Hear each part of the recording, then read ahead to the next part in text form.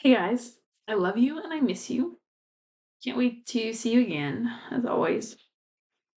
Let's continue with The Lord of the Rings, Part 2. This is the second physical book, The Two Towers. We're on Book 3, Chapter 2. This is called The Riders of Rohan. Dusk deepened. Mist lay behind them among the trees below and brooded on the pale margins of the Anduin.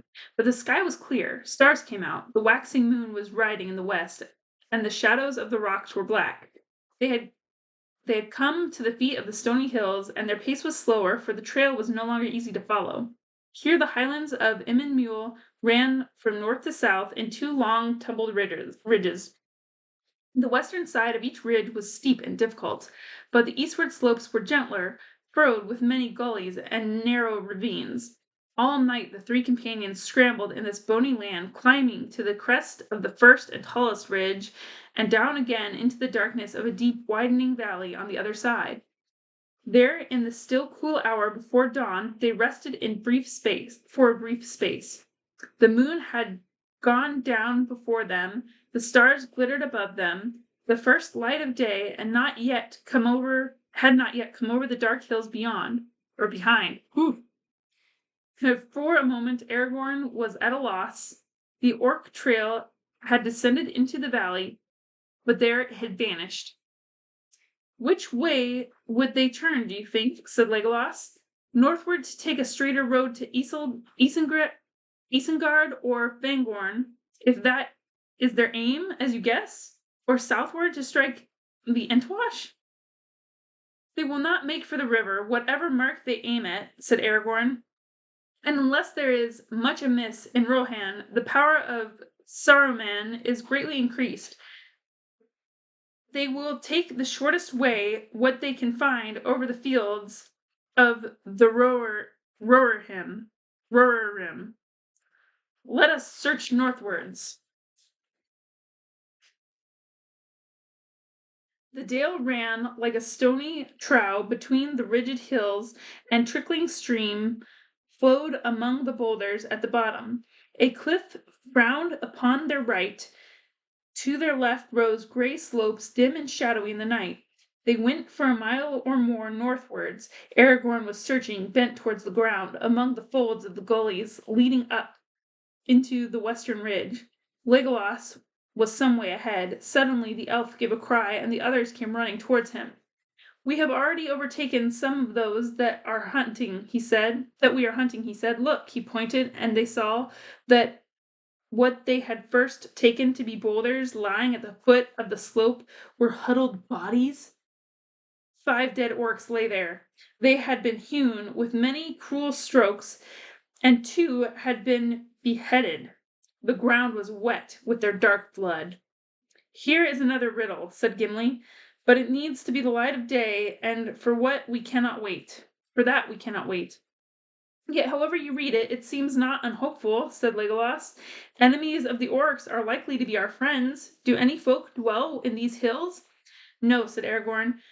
"The Rohirrim seldom come here, and it is not far from Minas Tirith. It might be that some company of the men were hunting here for reasons that we do not know. Yet I think not." "What do you think?" said Gimli. "I think that the enemy brought his own enemy with him," answered Aragorn. "These are northern orcs from far away. Among the slain are none of the great orcs with the strange badges. There was a quarrel, I guess. It is no uncommon thing with these foul folk. Maybe there was some dispute about the road." "Or about the captives," said Gimli. "Let us hope that they, too, did not meet their end here." Aragorn searched the ground in a wide circle, but no other traces of the fight could be found. They went on. Already the eastward sky was turning pale, the stars were fading, and the grey light was slowly growing. A little further north they came to a fold in which a tiny stream, falling and winding, had cut a stony path down into the valley. In it some bushes grew, and there were patches of grass upon its sides. "At last," said Aragorn, "here are the tracks that we seek. Up this water channel, this is the way that the orcs went after their debate." Swiftly now the pursuers turned and followed the new path. As if fresh from a night's rest, they sprang from stone to stone. At last they reached the crest of the gray hill, and a sudden breeze blew in their hair and stirred their cloaks, the chill wind of dawn. Turning back, they saw across the river the far hills kindled. Day leaped into the sky. The red rim of the sun rose over the shoulders of the dark land. Before them, in the west, the world lay still, formless and gray. But even as they looked, the shadows of night melted, the colors of the waking earth returned. Green flowed over the wide meads of Rohan. The white mist shimmered in the water vales. And far off to the left, 30 leagues or more, blue and purple, stood the white mountains, rising into peaks of jet tipped with glimmering snows, flushed with the rose of morning. Gondor, Gondor, cried Aragorn, would that I looked on you again in a happier hour. Not yet does my road lie southward to your bright streams. Gondor, Gondor, between the mountains and sea, west wind blew there, the light upon the silver tree fell like bright rain in gardens of kings of old. O proud walls, white towers, O winged crown and throne of gold! O Gondor, Gondor, shall men behold the silver tree, or a west wind blow again between the mountains and the sea? Now let us go, he said, drawing his eyes away from the south and looking out west and north to the way that he must tread. The ridge upon which the companions stood went down steeply before their feet. Below it, 20 fathoms or more, there was a wide and rugged shelf which ended suddenly in the brink of a sheer cliff. The east wall of Rohan. So ended the Emyn Muil, and the green plains of Rohirrim stretched away before them to the edge of sight. Look, cried Legolas, pointing up into the pale sky above them. There is the eagle again. He is very high. He seems to be flying now away, land back to the north. From this land back to the north. He is going with great speed. Look! No, not even my eyes can see him. My good Legolas, said Aragorn. He must be far aloft indeed. I wonder what is his errand, if he is the same bird that I have seen before. But look, I can see something nearer at hand and more urgent. There is something moving over the plain. Many things, said Legolas. It is a great company on foot, but I cannot say more, nor see what kind of folk they may be. They are many leagues away, 12, I guess, but the flatness of the plain is hard to measure. I think, nonetheless, that we no longer need any trail to tell us which way to go, said Gimli. Let us find a path down to the fields as quick as may be. I doubt if you will find a path quicker than the one that the orcs chose, said Aragorn. They followed their enemies now by the clear light of day. It seemed that the orcs had pressed on with all possible speed. Every now and again, the pursuers found things that had been dropped or cast away: food bags, the rinds of crust of hard gray bread, a torn black cloak, a heavy iron-nailed shoe broken on the stones.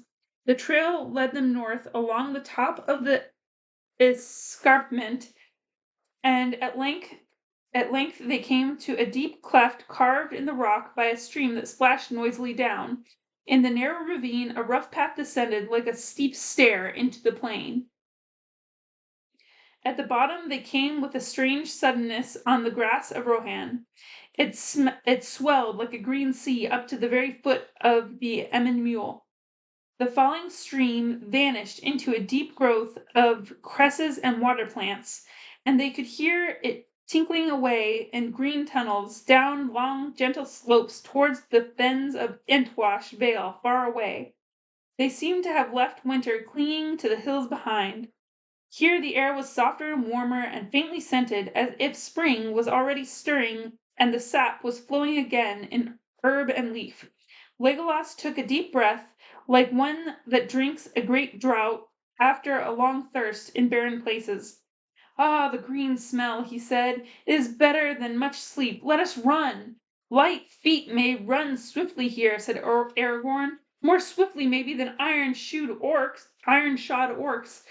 Now we have a chance to lessen their lead." They went in single file, running like hounds on a strong scent, and an eager light was in their eyes. Nearly due west, the broad swath of marching orcs tramped its ugly slot. The sweet grass of Rohan had been bruised and blackened as they passed. Presently Aragorn gave a cry and turned aside. "Stay!" he shouted. "Do not follow me yet." He ran quickly to the right, away from the main trail, for he had seen footprints that went that way, branching off from the others, the marks of small, unshod feet. These, however, did not go far before they were crossed by orc prints, also coming out of the main trail behind and in front, and then they curved sharply back again and were lost in the trampling. At the furthest point, Aragorn stooped and picked up something from the grass. Then he ran back. "Yes," he said, "they are quite plain. Hobbit's footprints. Pippin's, I think. He is smaller than the other. And look at this." He held up a thing that glittered in the sunlight. It looked like a new open leaf of a beech tree, fair and strange in that treeless plain. "The brooch of an elven cloak!"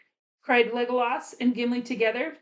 "Not idly do the leaves of Lorien fall," said Aragorn. "This did not drop by chance. It was cast away as a token to any that might follow. I think Pippin ran away from the trail for that purpose." "Then he at least is alive," said Gimli. "And he had the use of his wits, and his legs too. That is heartening. We do not pursue in vain." "Let us hope that he did not pay too dearly for his boldness," said Legolas. "Come, let us go. The thought of those merry young folk driven like cattle burns my heart." The sun climbed to the moon and then rode slowly down the sky. Light clouds came up out of the sea in the distant south and were blown away upon the breeze. The sun sank. Shadows rose behind and reached out long arms from the east. Still the hunters held on. One day now had passed since Boromir fell, and the orcs were yet far ahead. No longer could any sight of them be seen in the level plains. As nightshade was closing about them, Aragorn halted. Only twice in the day's march had they rested for a brief while, and 12 leagues now lay between them and the eastern wall where they had stood at dawn. "We have come at last to a hard choice," he said. "Shall we rest by night, or shall we go on while our will and strength hold? Unless our enemies rest also, they will leave us far behind if we stay to sleep," said Legolas. "Surely even orcs must pause on the march," said Gimli. "Seldom will orcs journey in the open under the sun, yet these have done so," said Legolas. "Certainly they will not rest by night." "But if we walk by night, we cannot follow their trail," said Gimli. "The trail is straight and turns neither left nor right, as far as my eyes can see," said Legolas. "Maybe I can lead you at a guess in the darkness and hold to the line," said Aragorn. "But if we stayed, or they turned aside, then when light came there might be long delay before the trail was found again." "And there is this also," said Gimli. "Only by day can we see if any tracks lead away. If a prisoner should escape, or if one should be carried off, eastward, say, to the great river, toward Mordor, we might pass the signs and never know it." "This is true," said Aragorn. "But if I read the signs back yonder rightly, the orcs of the White Hand prevailed, and the whole company is now bound for Isengard. Their present course bears me out. Yet it would be rash to be sure of their counsels," said Gimli. "And what of escape? In the dark we should have passed the signs that led you to the brooch. The orcs will be doubly on their guard since then, and the prisoners even warier," said Legolas. "There will be no escape again if we do not contrive it. How that is to be done cannot be guessed, but first we must overtake them. And yet even I, dwarf of many journeys, and not the least hardy of my folk, cannot run all the way to Isengard without any pause," said Gimli. "My heart burns me too, and I would have started sooner, but now I must rest a little to run the better. And if we rest, then the blind night is the time to do so." "I said that was a hard choice," said Aragorn. "How shall we end this debate?" "You are our guide," said Gimli, "and you are skilled in the chase. You shall choose." "My heart bids me to go on," said Legolas, "but we must hold together. I will follow your counsel." You give the choice to an ill chooser, said Aragorn. Since we passed through the Argonath, my choices have gone amiss. He fell silent, gazing north and west into the gathering night for a long while. We will not walk in the dark, he said at length. The peril of missing the trail or signs of other coming and going seems to me greater. If the moon gave enough light, we would use it, but alas, he sets early and is yet young and pale. And tonight he is shrouded away, Gimli murmured. Would that the lady had given us a light, such as a gift as she gave to Frodo.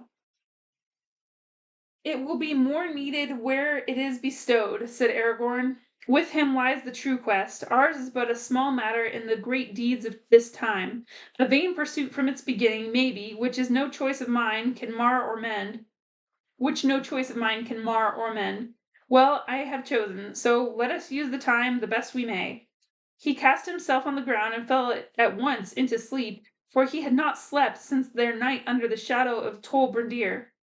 Before dawn was in the sky, he woke and rose. Gimli was still deep in slumber, but Legolas was standing, gazing northwards into the darkness, thoughtful and silent as a young tree in a windless night.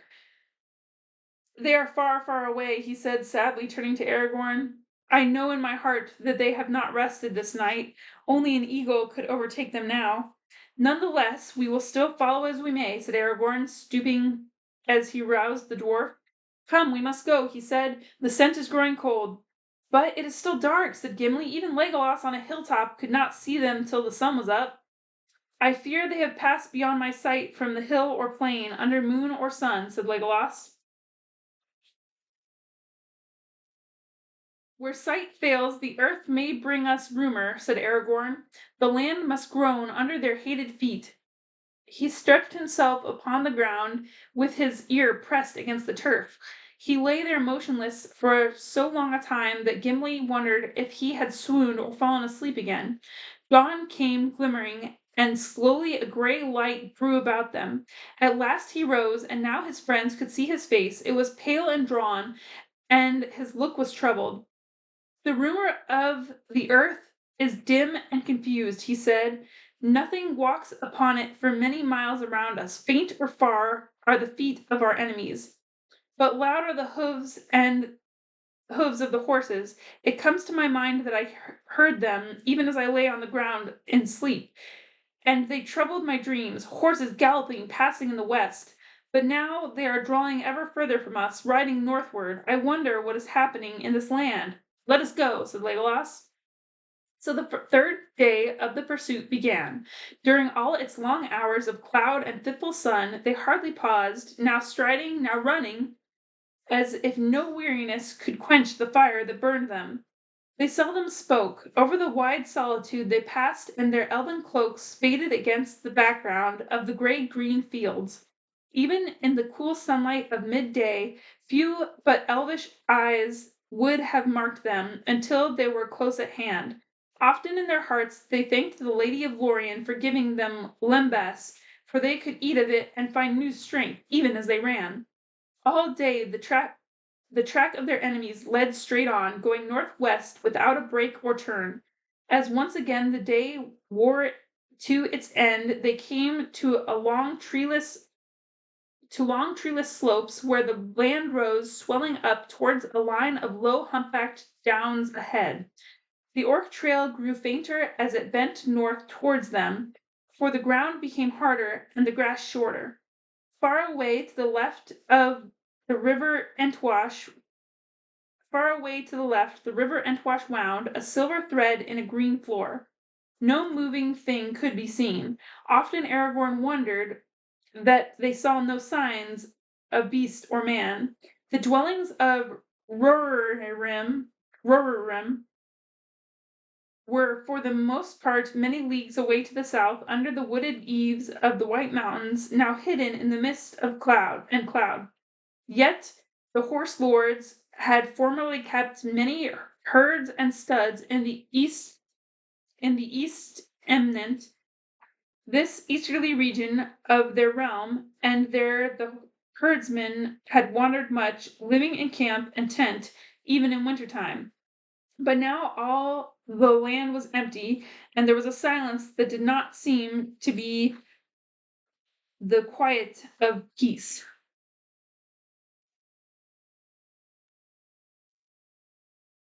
At dusk, they halted again. Now twice 12 leagues they had passed over the plains of Rohan and the wall of Emmanuel and lost in the shadows of the east. The, mm, the young moon was glimmering in a misty sky, but it gave small light, and the stars were veiled. Now do I most grudge a time of rest or any halt in our chase, said Legolas. The orcs have run before us, and if the very whips of Sauron were behind them, as if the very whips of Sauron were behind them, I fear they have already reached the forest of the dark hills, and even now are passing into the shadows of the trees. Gimli ground his teeth. This is a bitter end to our hope, and to all our toil, he said. To hope maybe, but not to toil, said Aragorn. We shall not turn back here, yet I am weary. He gazed back along the way that they had come towards the night gathering in the east. There is something strange at work in this land. I distrust the silence. I distrust even the pale moon. The stars are faint, and I am weary as I have seldom been before. Weary as no ranger should be with a clear trail to follow. There is some will that lends speed to our foes and sets an unseen barrier before us. A weariness that is in the heart more than in the limb. Truly, said Legolas, that I have known since we first came down from Emmanuel. For the will is not behind us, but before us. He pointed away over the land of Rohan into the darkling west under the sickle moon. Saruman, muttered Aragorn, but he shall not turn us back. Halt we must once more, for see, even the moon is falling into gathering cloud, but north lies our road between Down and Fen when day returns. As before, Legolas was first afoot, if indeed he had ever slept. Awake, awake, he cried, it is red dawn. Strange things await us by the eaves of the forest. Good or evil, I do not know, but we are called. Awake! The others sprang up, and almost at once they set off again. Slowly the downs drew near. It was still an hour before noon when they reached them, green slopes rising to bare ridges that ran in a line straight towards the north. At their feet the ground was dry and the turf short, but a long strip of sunken land. Some 10 miles wide lay between them and the river, wandering deep in the dim thickets of reed and rush. Just to the west of the southernmost slope there was a great ring where the turf had been torn and beaten by many trampling feet. From it the Orc trail ran out again, turning north along the dry skirts of the hills. Aragorn halted and examined the tracks closely. They rested here a while, he said, but even the outward trail is already cold.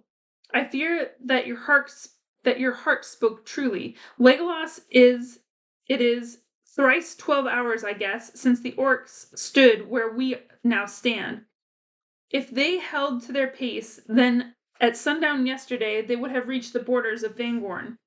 I can see nothing away north or west but grass dwindling into the mist, said Gimli. Could we see the forest if we climbed the hills? It is still far away, said Aragorn. If I remember rightly, these downs run 8 leagues or more to the north, and then northwest to the issuing of the Entwash. There lies still a wide land, another 15 leagues, it may be. Well, let us go on, said Gimli. My legs must forget the miles. They would be more willing if the heart were less heavy. The sun was sinking when at last they drew near to the end of the line of the downs. For many hours they had marched without rest.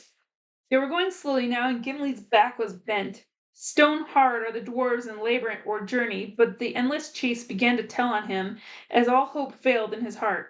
Aragorn walked behind him, grim and silent, stooping now and again to scan some print or mark upon the ground.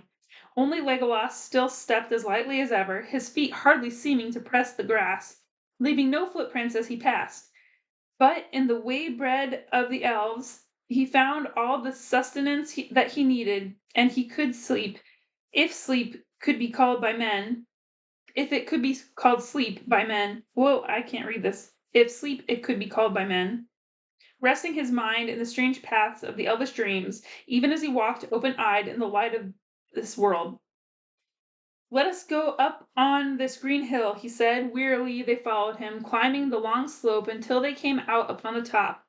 It was a round hill, smooth and bare, standing by itself, the most northerly of the downs. The sun sank, and the shadows of evening fell like a curtain. They were alone in a grey, formless world, without mark or measure. Only far away, northwest, there was a deeper darkness against the dying light, the mountains of mist, and the forest at their feet. "Nothing can we see to guide us here," said Gimli. "Well, now we must halt again and wear the night away. It is growing cold. The wind is north from the snows," said Aragorn. "And ere morning it will be in the east," said Legolas. "But rest if you must. Yet do not cast all hope away. Tomorrow is unknown. Rede oft is found in the rising of the sun."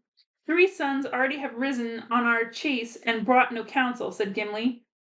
The night grew ever colder. Aragorn and Gimli slept fitfully, and whenever they awoke they saw Legolas standing beside them, or walking to and fro, singing softly to himself in his own tongue, and as he sang the white stars opened in the hard black vault above. So the night passed. Together they watched the dawn grow slowly in the sky, now bare and cloudless, until at last the sunrise came. It was pale and clear. The wind was in the east, and all the mists had rolled away. Wide lands lay bleak about them in the bitter light. Ahead and eastward they saw the windy uplands of the wold of Rohan, and they had already glimpsed many days ago from the great river. Northwestward stalked the dark forest of Fangorn. Still 10 leagues away stood its shadowy eaves, and its further slopes faded into the distant blue. Beyond they glimmered far away, as if floating on a grey cloud, for the white head of the Methydras, the last peak of the Misty Mountains. Out of the forest the Entwash flowed to meet them, its stream now swift and narrow, and its banks deep cloven. The Orc trail turned from the downs towards it. Following with his keen eyes the trail to the river, and then the river back towards the forest, Aragorn saw a shadow on the distant green, a dark, swift-moving blur. He cast himself upon the ground and listened again intently, but Legolas stood beside him, shading his bright elven eyes with his long, slender hand, and he saw not a shadow, not a blur, nor a blur, but the small figures of horsemen, many horsemen, and the glint of morning on the tips of their spears was like the twinkle of minute stars beyond the edge of mortal sight. Far behind them a dark smoke rose in thin curling threads. There was a silence in the empty fields, and Gimli could hear the air moving in the grass. "Riders!" cried Aragorn, springing to his feet. "Many riders on swift steeds are coming towards us." "Yes," said Legolas. "There are 105. Yellow is their hair, and bright are their spears. Their leader is very tall." Aragorn smiled. "Keen are the eyes of elves," he said. "Nay, the riders are little more than 5 leagues distant," said Legolas. 5 leagues or 1, said Gimli. "We cannot escape them in this bare land. Shall we wait for them here or go on our way?" "We will wait," said Aragorn. "I am weary and our hunt has failed. Or at least others were before us, for the horsemen are riding back down the Orc trail. We may get news of them." "Or spears," said Gimli. "There are 3 empty saddles, but I see no hobbits," said Legolas. "I did not say that we should hear good news," said say that we should hear good news," said Aragorn, "but evil or good, we will await it here." The 3 companions now left the hilltop, where they might be an easy mark against the pale sky, and they walked slowly down the northward slope. A little above the hill's foot they halted, and wrapping their cloaks about them, they sat huddled together upon the faded grass. The time passed slowly and heavily. The wind was thin and searching. Gimli was uneasy. "What do you know of these horsemen, Aragorn?" he said. "Do we sit here waiting for sudden death?" I have been among them, answered Aragorn. They are proud and wilful, but they are true-hearted, generous in thought and deed, bold but not cruel, wise but unlearned, writing no books, but singing many songs after the manner of the children of men before the dark years. But I do not know what has happened here of late, nor in what mind the Rohirrim may now be between the traitor Saruman and the threat of Sauron. They have long been friends of the people of Gondor, though they are not akin to them. It was in forgotten years long ago that Eorl the Young brought them out of the north, and their kinship is rather with the Bardings of Dale, but with the Bornings of the wood, among whom may still be seen many men tall and fair, as are the riders of Rohan. At least they will not love the orcs. But Gandalf spoke of a rumor that they pay tribute to Mordor, said Gimli. I believe it no more than did Boromir, answered Aragorn. You will soon learn the truth, said Legolas. Already they approach. At length even Gimli could hear the distant beat of galloping hoofs. The horsemen following the trail had turned from the river and were drawing near to the downs. They were riding like the wind. And now the cries of clear, strong voices came ringing over the fields. Suddenly they swept up with a noise like thunder, and the foremost horseman swerved, passing by the foot of the hill and leading the host back southward along the western skirts of the downs. After him they rode, a long line of mail-clad men, swift, shining, fell and fair to look upon. Their horses were of great stature, strong and clean-limbed. Their gray coats glistened, their long tails flowed in the wind, their manes were braided on their proud necks. The men that rode them matched them well, tall and long-limbed. Their hair, flaxen pale, flowed under their light helmets and streamed in long braids behind them. Their faces were stern and keen. In their hands were tall spears of ash, painted shields were slung at their backs, and long swords were at their belts. Their burnished shirts of mail hung down upon their knees. In pairs they galloped by, and though every now and then one rose in his stirrups and gazed ahead and to either side, they appeared not to perceive the three strangers sitting silently watching them. The host had almost passed when suddenly Aragorn stood up and called in a loud voice, What news from the north, riders of Rohan? With astonishing speed and skill, they checked their steeds, wheeled, and came charging round. Soon the three companions found themselves in a ring of horsemen moving in a running circle, up the hill slope behind them and down, round and round them, and drawing ever inwards. Aragorn stood silent, and the other two sat without moving, wondering what way things would turn. Without a word or cry, suddenly the riders halted. A thicket of spears were pointed towards the strangers, and some of the horsemen had bows in hand, and their arrows were already fitted into the string. Then one rode forward, a tall man, taller than all the rest. From his helm as a crest, a white horsetail flowed. He advanced until the point of his spear was within a foot of Aragorn's breast. Aragorn did not stir. Who are you, and what are you doing in this land? Said the rider, using the common speech of the West in manner of tone like to the speech of Boromir, man of Gondor. I am called Strider, answered Aragorn. I came out of the north. I am hunting orcs. The rider leaped from his horse, giving his spear to another who rode up and dismounted at his side. He drew his sword and stood face to face with Aragorn, surveying him keenly and not without wonder. At length he spoke again. At first I thought you yourselves were orcs, he said, but now I see it is not so. Indeed, you know little of orcs if you go hunting them in this fashion. They were swift and well armed, and they were many. You would have changed from hunters to prey if ever you had overtaken them. But there is something strange about you, Strider. He bent his clear bright eyes again upon the ranger. That is no name for a man that you give. And strange, too, is your raiment. Have you sprang out of the grass? How did you escape our sight? Are you elvish folk? No, said Aragorn. One only of us is elf, Legolas, from the woodland realm in distant Mirkwood. But we have passed through Lothlorien, and the gifts and favor of the lady go with us. The rider looked at them with renewed wonder, but his eyes hardened. Then there is a lady of the golden wood, as old tales tell, he said. Few escape her nets, they say. These are strange days. But if you have her favor, then you also are net weavers and sorcerers, maybe. He turned a cold glance suddenly upon Legolas and Gimli. Why do you not speak, silent ones? He demanded.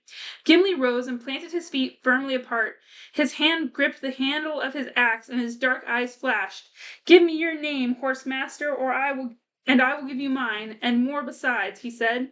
As for that, the rider staring down at the dwarf, the stranger should declare himself first. Yet I am Eomer, son of Eomund, and am called the third Marshal of Riddermark. Then Eomer, son of Eomund, third Marshal of Riddermark, let Gimli the dwarf, Glóin's son, warn you against foolish words. You speak evil of that which is fair beyond the reach of your thought, and only little wit can excuse you. Eomer's eyes blazed, and the men of Rohan murmured angrily and closed in, advancing their spears. I would cut off your head, beard and all, master dwarf, if it stood but a little higher from the ground, said Eomer. He stands not alone, said Legolas, bending his bow and fitting an arrow with his hands that moved quicker than sight. You would die before your stroke fell. Eomer raised his sword, and then things might have gone ill, but Aragorn sprang between them and raised his hand. Your pardon, Eomer, he cried. When you know more, you will understand why you have angered my companions. We intend no evil to Rohan, nor to any of its folk, neither to man nor to horse. Will you not hear our tale before you strike? I will, said Eomer, lowering his blade. But wanderers in the Riddermark would be wise to be less haughty in these days of doubt. First, tell me your right name. First tell me whom you serve, said Aragorn. Are you friend or foe of Sauron, the Dark Lord of Mordor? I serve only the Lord of the Mark, Theoden, king, son of Thingol, answered Eomer. We do not serve the power of the Black Land far away, but neither are we yet at open war with him. And if you are fleeing from him, then you had best leave this land. There is trouble now on all our borders, and we are threatened. But we desire only to be free and to live as we have lived, keeping our land and serving no foreign lord, good or evil. We welcomed guests kindly in better days, but in these times the unbidden stranger finds us swift and hard. Come, who are you? Whom do you serve? At whose command do you hunt orcs in our land? I serve no man, said Aragorn, but the servants of Sauron I pursue into whatever land they may go. There are few among mortal men who know more of orcs, and I do not hunt them in this fashion out of choice. The orcs whom we pursued took captive 2 of my friends. In such need, a man that has no horse will go on foot, and he will not ask for leave to follow the trail. Nor will he count the heads of the enemy save with a sword. I am not weaponless. Aragorn threw back his cloak. The elven sheath glittered as he grasped it, and the bright blade of Andúril shone like a sudden flame as he swept it out. Elendil, he cried, I am Aragorn, son of Arathorn, and am called Elessar, the Elfstone, Dunedain, the heir of Isildur, Elendil's son of Gondor. Here is the sword that was broken and is forged again. Will you aid me or thwart me? Choose swiftly. Gimli and Legolas looked at their companion in amazement, for they had not seen him in this mood before. He seemed to have grown in stature while Eomer had shrunk, and in his living face they caught a brief vision of the power and majesty of the kings of stone. For a moment it seemed that to the eyes of Legolas, that a white flame flickered on the brows of Aragorn like a shining crown.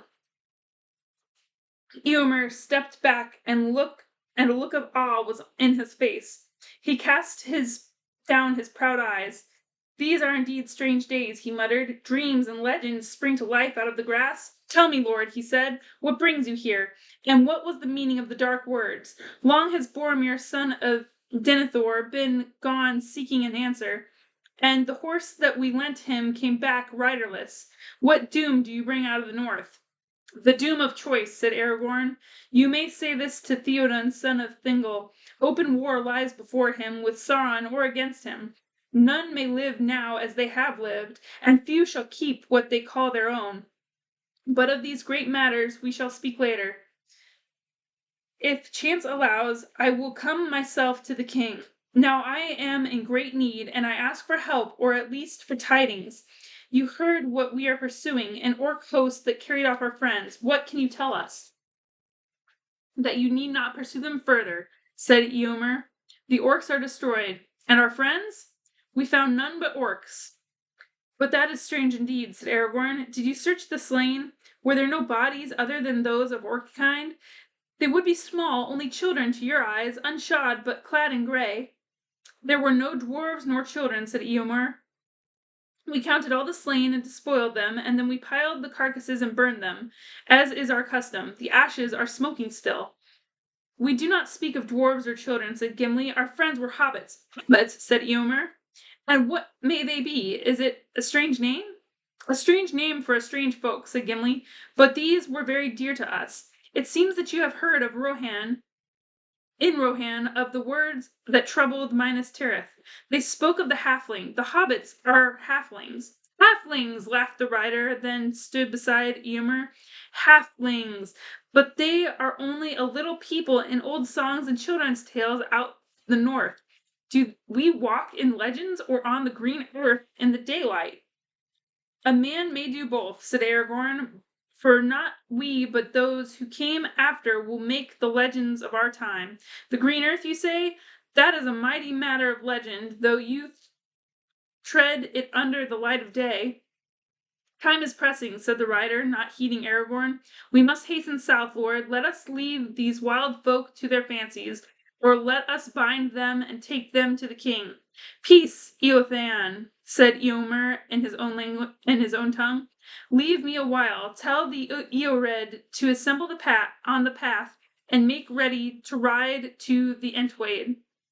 Muttering, Eothane retired and spoke to the others. Soon they drew off and left Eomer alone with the three companions.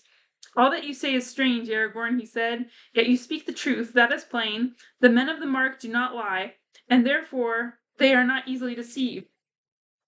But you have not told all. Will you not now speak more fully of your errand, so that I may judge what you do? I set out from Imladris, as it is named in the rhyme, many weeks ago, answered Aragorn. With me went Boromir of Minas Tirith. My errand was to go to that city with the son of Denethor to aid his folk in their war against Sauron. But the company that I journeyed with had other business. Of that I cannot speak now. Gandalf the Grey was our leader. Gandalf, Eomer exclaimed. Gandalf Greyham is known in the Mark, but his name, I warn you, is no longer a password to the king's favor. He has been a guest in our land many times in the memory of men, coming as he will after a season or after many years. He is ever the herald of strange events, a bringer of evil, some now say. Indeed, since his last coming in the summer, all things have gone amiss. At that time, our trouble with Saruman began. Until then, we counted Saruman our friend, but Gandalf came then and warned us that sudden war was preparing in Isengard. He said that he himself had been a prisoner in Orthanc and had hardly escaped, and he begged for help, but Theoden would not listen to him, and he went away. Speak not the name of Gandalf loudly in Theoden's ears. He is wroth. For Gandalf took the horse that is called Shadowfax, the most precious of all the king's steeds, chief of the Miras, which only the Lord of the Mark may ride. For the sire of their race was the great horse of Eorl that knew the speech of men. 7 nights ago Shadowfax returned, but the king's anger is not less, for now the horse is wild and will let no man handle him. Then Shadowfax has found his way alone from far north, said Aragorn, for it was there that he and Gandalf parted. Alas, Gandalf will ride no longer. He fell into darkness in the mines of Moria and comes not again. That is heavy tidings, said Eomer, at least to me and to many, though not all, as you may find. if you come to the king. It is tidings more grievous than any in the land can understand, though it may touch them sorely ere the year is much older, said Aragorn. But when the great fall, the less must lead. My part it has been to guide our company on the long road from Moria. Through Lorien we came, of which it were well that you should learn the truth ere you speak of it again, and thence down the leagues of the great river to the falls of Rhoros. There Boromir was slain by the same orcs whom you destroyed. Your news is all of woe, cried Eomer in dismay. Great harm is this death to Minas Tirith and to us all. That was a worthy man. All spoke his praise. He came seldom to the mark, for he was ever in the wars of the east borders, but I have seen him, more like to the swift sons of Eorl than to the grave men of Gondor he seemed to me, and likely to prove a great captain of his people when his time came. But we have had no words of this grief out of Gondor. When did he fall? It is now the 4th day since he was slain, answered Aragorn.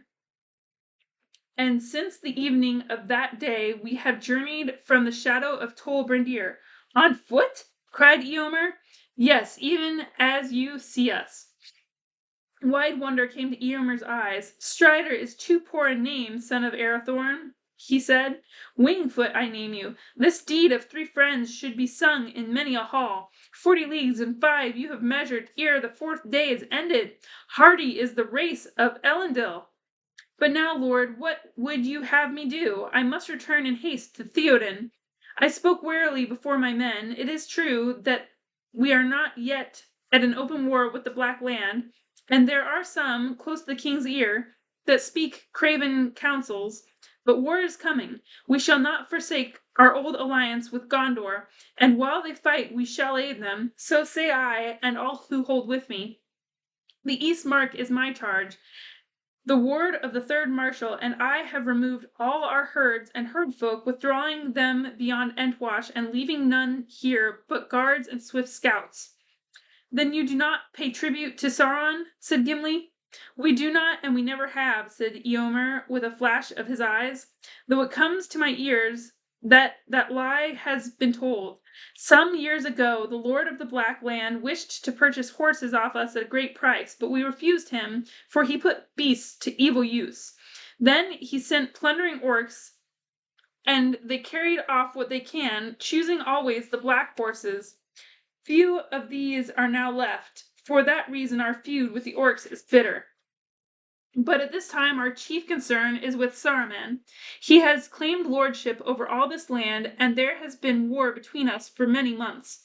He has taken orcs into his service, and wolf riders and evil men, and he has closed the gap against us, so that we are likely to beset both east and west.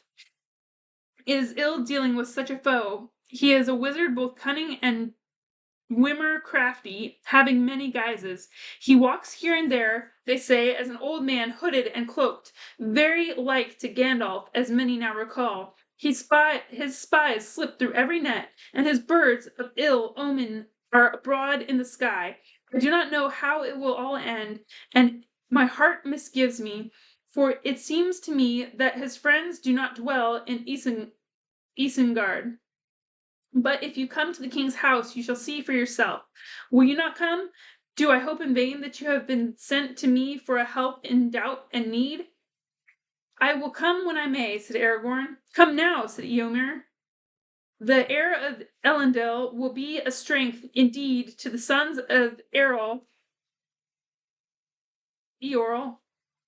in this evil tide. There is battle even now upon the Westminent, and I fear that it may go ill for us. Indeed, in this riding north I went without the king's leave, for in my absence his house is left with little guard. But scouts warned me of the orc host coming down out of the east wall 3 nights ago, and among them they reported that some bore the white badges of Saruman. So suspecting what I most fear, a league between Orthanc and the Dark Tower, I led forth my Eored, men of my own household, and we overtook the orcs at nightfall 2 days ago, near the borders of Entwood. There we surrounded them and gave battle yesterday at dawn. 15 of my men I lost, and 12 horses, alas, for the orcs were greater in number than we counted on. Others joined them, coming out of the east across the great river. Their trail is plain to see a little north of this spot. And others, too, came out of the forest, great orcs who also bore the white hand of Isengard. That is stronger and more fell than all the others. Nonetheless, we put an end to them, but we have been too long away. We are needed south and west. Will you not come? There are spare horses, as you can see. There is work for the sword to do. Yes, and we could find a use for Gimli's axe and the bow of Legolas. If they will pardon my rash words concerning the Lady of the Wood, I spoke only as do all men in my land, and would gladly learn better. I thank you for your fair words, said Aragorn. And my heart desires to come with you, but I cannot desert my friends while hope remains. Hope does not remain, said Eomer. You will not find your friends on the north borders. Yet my friends are not behind. We found a clear token not far from the east wall that one at least of them was still alive there. But between the wall and the downs, we have found no other trace of them, and no trail has turned aside, this way or that, unless my skill is wholly left me. Then, what do you think has become of them? I do not know. They may still have been slain and burned among the orcs, but that you will say cannot be, and I do not fear it. I can only think that they were carried off into the forest before the battle, even before you encircled your foes, maybe. Can you swear that none escaped your net in such a way? I would swear that no orc escaped after we sighted them, said Eomer. We reached the forest eaves before them, and if after that any living thing broke through our ring, then it was no orc and had some elvish power. Our friends were attired even as we are, said Aragorn, and you passed us by under the full light of day. I had forgotten that, said Eomer. It is hard to be sure of anything among so many marvels. The world is all grown strange. Elf and dwarf in company walk in our daily fields, and folks speak with the Lady of the Wood, and yet live, and the sword comes back to war that was broken in long ages ere the fathers of our fathers rode into the mark. How shall a man judge what to do in such times?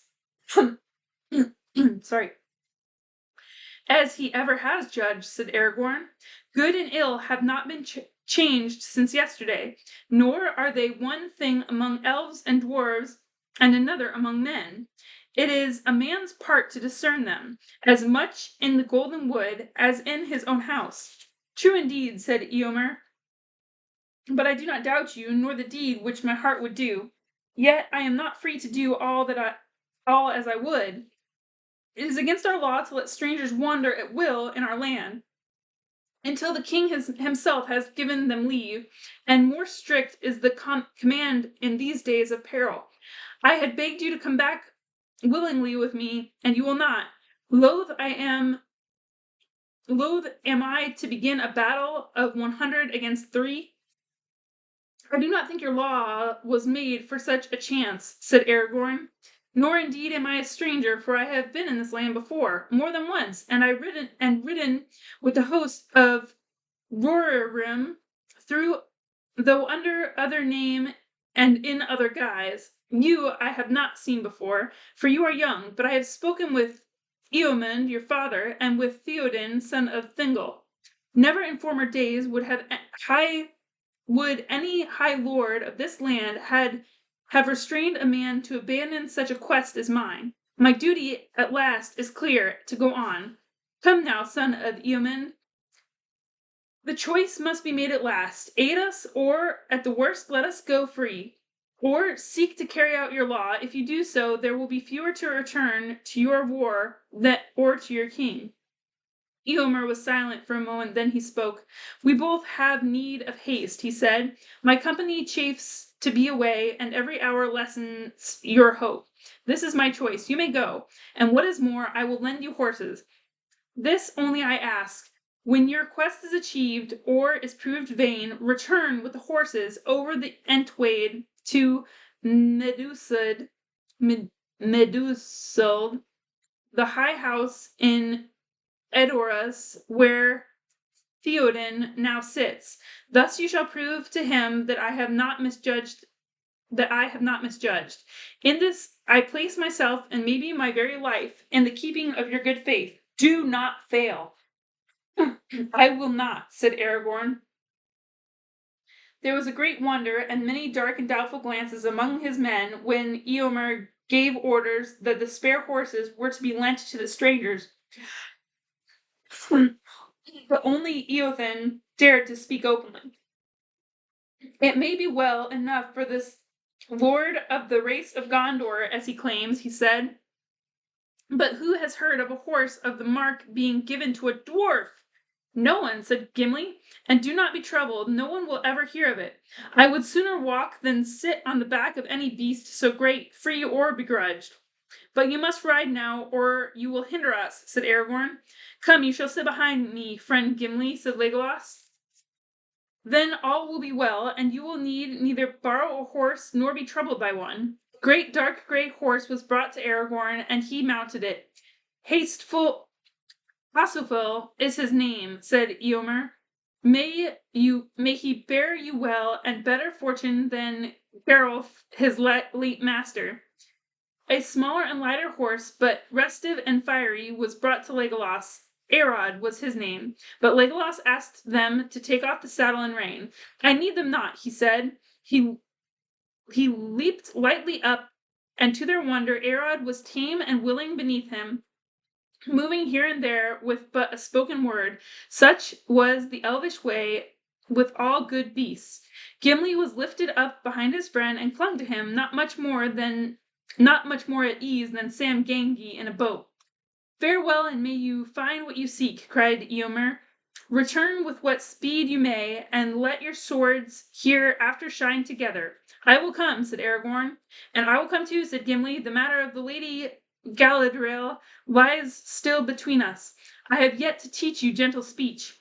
We shall see, said Eomer. So many strange things have chanced that to learn the praise of a fair lady under the loving strokes of a dwarf's axe will seem no great wonder. Farewell. With that, they parted. Very swiftly the horses of Rohan. When, after a little, Gimli looked back, the company of Eomer were already small and far away. Aragorn did not look back. He was watching the trail as they sped on their way, bending low, with his head beside the neck of Hasufel. Before long, they came to the borders of the Entwash, and there they met the other trail of which Eomer had spoken, coming down from the east out of the wold. Aragorn dismounted and surveyed the ground, then leaping back into the saddle, he rode away for some distance eastward, keeping to one side and taking care not to override the footprints. Then he again dismounted and examined the ground, going backwards and forwards on foot. There is little to discover, he said when he returned. The main trail is all confused with the passage of the horsemen as they came back.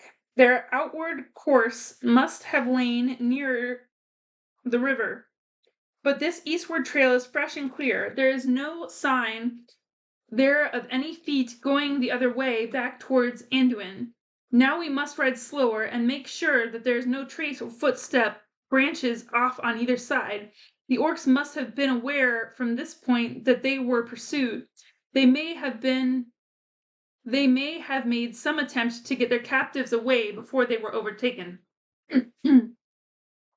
As they rode forward, the day was overcast. Low gray clouds came over the wold. A mist shrouded the sun. Ever nearer the tree-clad slopes of Fangorn loomed, slowly darkling as the sun went west. They saw no sign of any trail to right or left, but here and there they passed single orcs fallen in their tracks as they ran, with gray feather arrows sticking in their back or throat. At last the afternoon was waning. They came to the eaves of the forest, and in an open glade among the first trees they found the place of the great burning. The ashes were still hot and smoking. Beside it was a great pile of helms and mail, cloven shields and broken swords, bows and darts and other gear of war. Upon a stake in the middle was set a great goblin head. Upon its shattered helmet was a white badge, could still be seen. Further away, not far from the river, where it came streaming out from the edge of the wood, there was a mound. It was newly raised. The raw earth was covered with fresh cut turves. About it were planted 15 spears.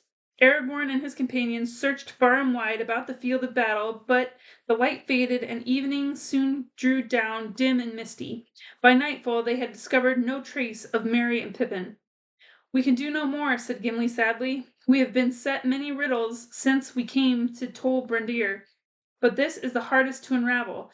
I would guess that the burned bones of the hobbits are now mingled with the orcs. It will be hard news for Frodo if he lives to hear it, and hard too for the old hobbit who waits in Rivendell. Elrond was against their coming, but Gandalf was not," said Legolas. "But Gandalf chose to come himself, and he was the first to be lost," answered Gimli. "His foresight failed him." "The counsel of Gandalf was not founded on foreknowledge of safety for himself or for others," said Aragorn. "There are some things that it is better to begin than to refuse, even though the end may be dark.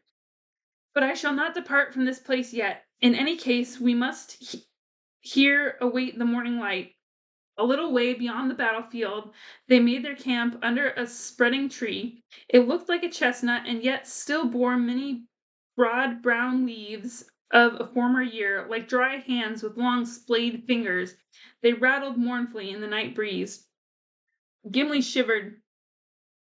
They had brought only one blanket apiece. "Let us light a fire," he said. I care no longer for the danger. Let the orcs come, as thick as summer moths round a candle." "If those unhappy hobbits are astray in the woods, it might draw them hither," said Legolas. "And it might draw other things, neither orc nor hobbit," said Aragorn. "We are near the mountain marches of the traitor Saruman. Also, we are on the very edge of Fangorn, and it is perilous to touch the trees of that wood, it is said." "But the Rohirrim made a great burning here yesterday," said Gimli, "and they felled trees for the fire, as can be seen. Yet they passed the night after safely here, when their labor was ended." "There were many," said Aragorn, "and they do not heed the wrath of Fangorn, for they come here seldom, and they do not go under the trees. But our paths are likely to lead us into the very forest itself, so have a care, cut no living wood." "There is no need," said Gimli. "The riders have left chip and bough enough, and there is dead wood lying in plenty." He went off to gather fuel and busied himself with building a kindling and a fire, but Aragorn sat silent with his back to the giant tree, deep in thought, and Legolas stood alone in the open, looking towards the profound shadow of the wood, leaning forward as one who listens to voices calling from the distance. When the dwarf had a small bright blaze going, the three companions drew close to it and sat together, shrouding in the light with their hooded forms. Legolas looked up at the boughs of the tree reaching out above them. "Look," he said, "the tree is glad of the fire. It may have been that the dancing shadows tricked their eyes, but certainly to each of the companions the boughs appeared to be bending this way and that, as to come above the flames, while the upper branches were stooping down. The brown leaves now stood out stiff and rubbed together like many cold cracked hands, taking comfort in the warmth." There was a silence, for suddenly the dark and unknown forest, so near at hand, made itself felt as a great brooding presence, full of secret purpose. After a while Legolas spoke again. "Celeborn warned us not to go far into Fangorn," he said. "Do you know why, Aragorn?" "What are the fables of the forest that Boromir had heard?"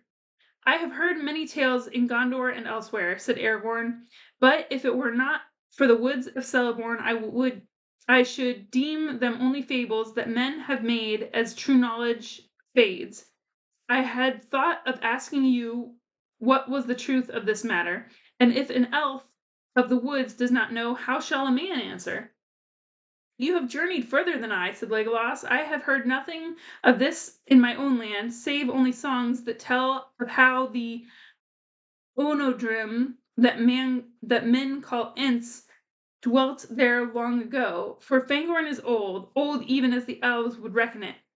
Yes, it is old, said Aragorn, as old as the forest by the Barrow Downs, and it is far greater. Elrond says that the two are akin, and the last strongholds of the mighty woods of the elder days, in which the firstborn roamed while men still slept.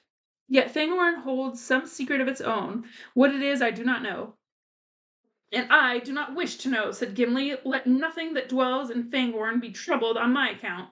They now drew lots for their watches, and the lot for the first watch fell to Gimli. The others lay down. Almost at once sleep laid hold of them. Gimli, said Aragorn drowsily, remember, it is perilous to cut bough or twig from a living tree in Fangorn, but do not stray far in search of dead wood. Let the fire die rather. Call me at need. With that he fell asleep. Legolas already lay motionless, his fair hands folded upon his breast, his eyes unclosed, blending living night and deep dream as is the way with elves. Gimli sat hunched by the fire, running his thumb thoughtfully along the edge of his axe. The tree rustled. There was no other sound. Suddenly Gimli looked up, and there, just on the edge of the firelight, stood an old bent man leaning on a staff and wrapped in a great cloak. His wide-brimmed hat was pulled down over his eyes. Gimli sprang up, too amazed for the moment to cry out, though at once the thought flashed into his mind that Saruman had caught them. Both Aragorn and Legolas, roused by his sudden movement, sat up and stared. The old man did not speak or make a sign. Well, father, what can we do for you? Said Aragorn, leaping to his feet. Come and be warm if you are cold. He strode forward, and the old man was gone. There was no trace of him to be found near at hand, and they did not dare wander far. The moon had set, and the night was very dark. Suddenly Legolas gave a cry, "The horses! The horses!" The horses were gone. They had dragged their pickets and disappeared. For some time the three companions stood still and silent, troubled by this new stroke of ill fortune. They were under the eaves of Fangorn, and endless leagues lay between them and the men of Rohan, their only friends in this wide and dangerous land. As they stood, it seemed to them that they heard far off in the night the sound of horses whinnying and neighing. Then all was quiet again, except for a cold rustle of wind. Well, they are gone, said Aragorn at last. We cannot find them or catch them, so that if they do not return on their own will, we must do without. We started on our feet, and we have those still. Feet, said Gimli, but we cannot eat them as well as walk on them. He threw some fuel on the fire and slumped down beside it. Only a few hours ago you were willing to sit on a horse of Rohan, laughed Legolas. You were unwilling to sit on a horse of Rohan, laughed Legolas. You will make a rider yet. It seems unlikely that I shall have the chance, said Gimli. If you wish to know what I think, he began after a while, I think it was Saruman. Who else? Remember the words of Eomer? He walks about like an old man hooded in a cloak. Those were the words. He has gone off with our horses, or scared them away, and here we are. There is more trouble coming to us. Mark my words. I mark them, said Aragorn, but I marked also that this old man had a hat, not a hood. Still, I do not doubt that you guessed right, and that we are in peril here, by night or day. Yet, in the meantime, there is nothing that we can do but rest. Well, we may. I will watch for a while now, Gimli. I have more need of thought than of sleep. The night passed slowly. Legolas followed Aragorn, and Gimli followed Legolas, and their watches wore away, but nothing happened. The old man did not appear again, and the horses did not return. All right, guys, that was the second chapter in the second physical book, the third book of the series. I love you guys. I can't wait to see you again. Give each other hugs for me.